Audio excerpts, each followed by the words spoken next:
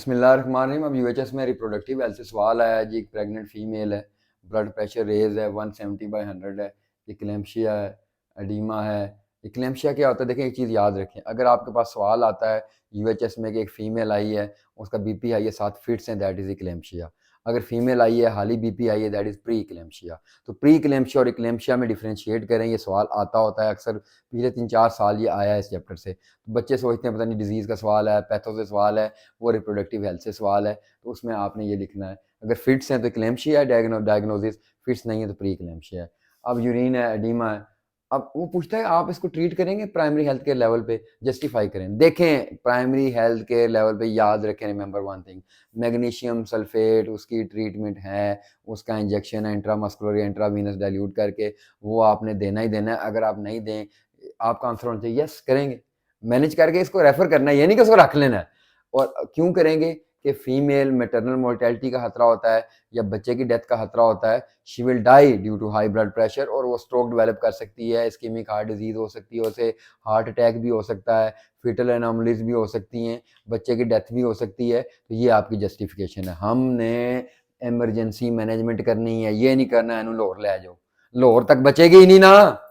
अब अगला पार्ट है जी कि पेरीनेटल मोर्टेलिटी को डिफाइन करें। पेरीनेटल मोर्टेलिटी का फार्मूला लिखें। अच्छा, पेरीनेटल मोर्टेलिटी क्या होती है? लेट फीटल और अर्ली नियोनेटल डेथ। नियोनेट याद रखें, 28 डेज तक बच्चा नियोनेट होता है, ये चीज़ याद रखें, और इन्फेंट साल तक होता है। तो लेट फीटल हुई ज़ाहिर है पहले, और अर्ली नियोनेटल डेथ को पेरीनेटल मोर्टेलिटी कहते हैं। अब इसका फार्मूला लिखेंगे, late fetal plus early neonatal deaths divided by total live birth in the same years और मल्टीप्लाई बाय 1000। क्या फार्मूला हुआ? लेट फीटल जमा early neonatal divided by total live birth multiply by 1000। 1000 से मल्टीप्लाई करना है। अगला इसका पार्ट आया है जी कि काजिज क्या हैं जी पेरीनेटल मोर्टेलिटी की। आप बड़ी बातें सुनाते हैं। देखिए, दो ही काजिज हैं, मैटरनल काजिज हो सकती हैं या नियोनेटल काजिज हो सकती हैं। मैटरनल को जैसे उसने सवाल में हिंट दिया हुआ, ब्लड प्रेशर हाई है तो हाइपरटेंशन है, इक्लेम्शिया प्री इक्लेम्शिया कंडीशन है, दैट इज डेंजरस, माँ को इन्फेक्शन हो गया, सेप्सिस होगी, हेमरेज होगी, ब्लीडिंग होगी। ये 3 मेजर काजेज हैं। क्या? हाइपरटेंशन, सेप्सिस और इन्फेक्शन और हेमरेज। बच्चे में क्या है? एस्फिक्सिया।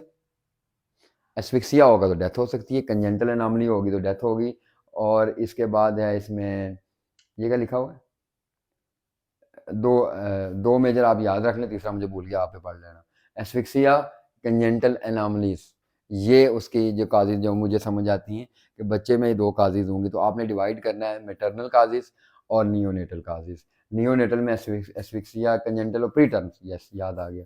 प्री टर्म बेबी जो होगा, जो जिसका टाइम से पहले प्रेगनेंसी होगी या इमेच्योर में इमेच्योर होगी, तो उसमें हो सकता है। तो मैटरनल काजिज और ये काजिज आपने लिख दी, तो आपका सवाल कंप्लीट हो गया जी। ट्रीट करेंगे, हाँ करेंगे, काजिज क्या है वो आपने बता दी, पेरीनेटल मोर्टेलिटी का आपने फार्मूला दे दिया, काजिज बता दी।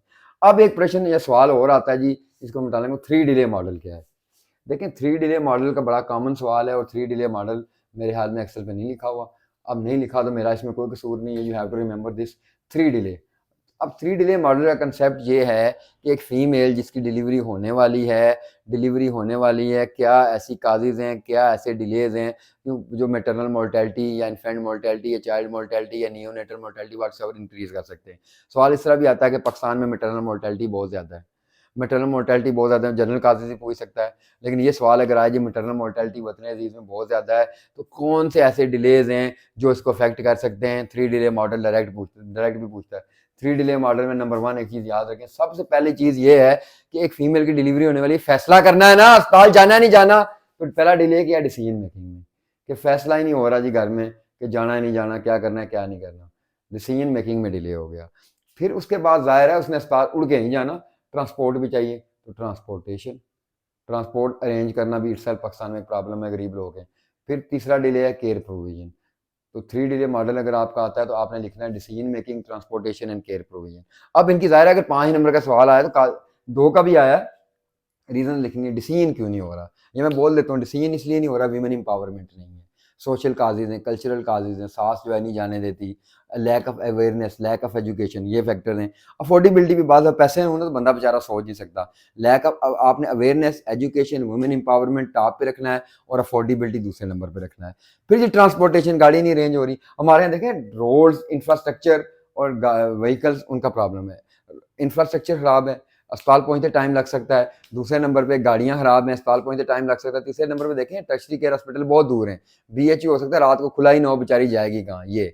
तीसरे नंबर पे केयर प्रोविजन में मल्टीपल चीज़ें आती हैं। हॉस्पिटल गए, हॉस्पिटल बंद है, हॉस्पिटल गए वहाँ पे नर्सिंग स्टाफ बिजी है, डॉक्टर बिजी हैं, ऑपरेशन थिएटर बिजी है, फिर उनने 2 लाख का बिल पकड़ा दिया जी पहले जमा कराएं, कहाँ से कराएगा, अफोर्डेबिलिटी भी आती है, अवेलेबिलिटी की बात भी आती है, मेडिकेशन अवेलेबल नहीं है, स्टोर बंद है, डॉक्टर अवेलेबल नहीं है, नर्स अवेलेबल नहीं है, ये कागजात आपने खुद से लिखनी है। तो 3 डिले हैं, पहला डिसीजन मेकिंग है, देन ट्रांसपोर्टेशन है, देन जो आपका केयर प्रोविजन डिले है। Thank you.